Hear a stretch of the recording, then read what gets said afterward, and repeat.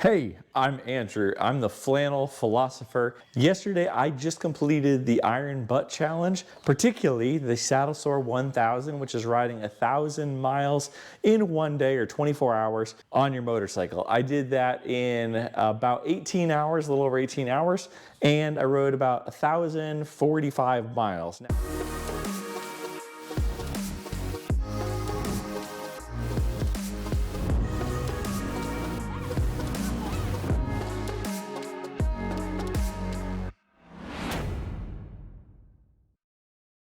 I rode yesterday and it was a journey. I'm gonna do some other videos talking about how the preparations kind of worked out or how my expectations or what I learned. But just a quick recap on the journey itself. So I started about 2 o'clock, got up at 2 o'clock in the morning, left the house about 2:30. It was colder in Maine. I did this in March of 2024. And so it was about the average of 36 degrees for about 6 hours. Now that was far longer than I had planned on it being that cold, but due to the gear I had, it worked out okay. Many of the videos I watched said to be prepared for the unexpected. Well, what I had not expected was that at the very first stop, I was hit with the unexpected.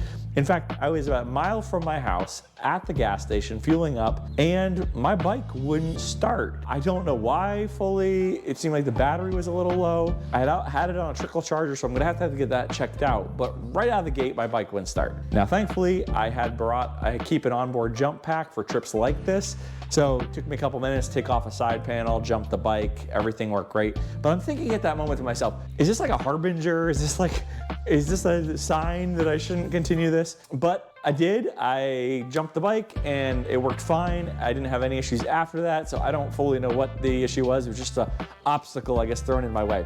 And then the 6 hours of cold wasn't too bad. I was actually prepared for that. I had heated gear, so it wasn't too bad. Actually, the stops were almost worse because you're taking gloves off and pumping fuel, and that was almost worse than the ride. So once that warmed up, I had some fog for sure, and especially coming through some of the mountains in New York. I rode from Maine down to South Carolina.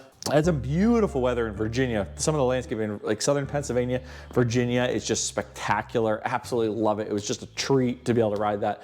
So I had a couple hours of really nice weather. And then I ended up, by the time I hit southern Virginia, I was into rain, and I had rain from there all the way till a little bit north of Charlotte, which then I had rain and traffic. Charlotte, your highway system is particularly 77, something's seriously wrong there. You need to do better. But anyway, and then from there, hit construction. So I would say, you know, it was not what I would call an ideal run of the 1,000 miles. It wasn't like the easiest 1,000 miles. I'm sure there's harder 1,000 miles, but it wasn't the easiest 1,000 miles that I could have envisioned. But thankfully, you know, came off well. I would say about hour 3 or 4, I was like, I'm insane. Like I understand what everyone else was saying now. Like, why are you doing this? Like about 200, 250 miles in, I was like, this is kind of crazy. But then honestly, from there on down, I just enjoyed the journey. I was listening to music. I had a couple friends that I talked to, my family. And then I got down to about, I'd say about North Carolina before I started really feeling the effects. It's kind of odd. Like, I thought maybe I would increasingly like feel bad, like physically, mentally, tired wise. And I didn't kind of find that to be the case. Like, I found the first couple hours I was fresh, and then it sort of like dropped to a plateau, and I was like, okay, a little bit uncomfortable, but fine. And it kind of just stayed there for hours. And then I'd say the last 2 hours, I was like, okay, like between the traffic, some stop and go on the highway, the construction, the headlights in your eyes, because like with doing the construction, they put the both lanes kind of coming right at each other. That started getting a little bit like fatiguing. So overall, very grateful for like how it went, very grateful for the preparation. I'd love to share some of the lessons learned, but super, super happy to have accomplished that. A little bit of a crazy goal, I guess, but super happy to have accomplished it. Would I do another one? I think so. I'm not sure, like, it'd have to be for the right conditions, or maybe if a friend wanted to do it. I don't think I would do it like every year. It's not something I'm like, man, I can't wait to hammer out another one. I obviously have the opportunity. I probably could do another one on the way home, and I don't think I will. I think I'll actually break up the trip into a couple segments, but I felt like I could do another one if I wanted to. I woke up this morning, I'm actually not that sore. Someone's like, how's your butt doing? My butt's fine, thanks for asking.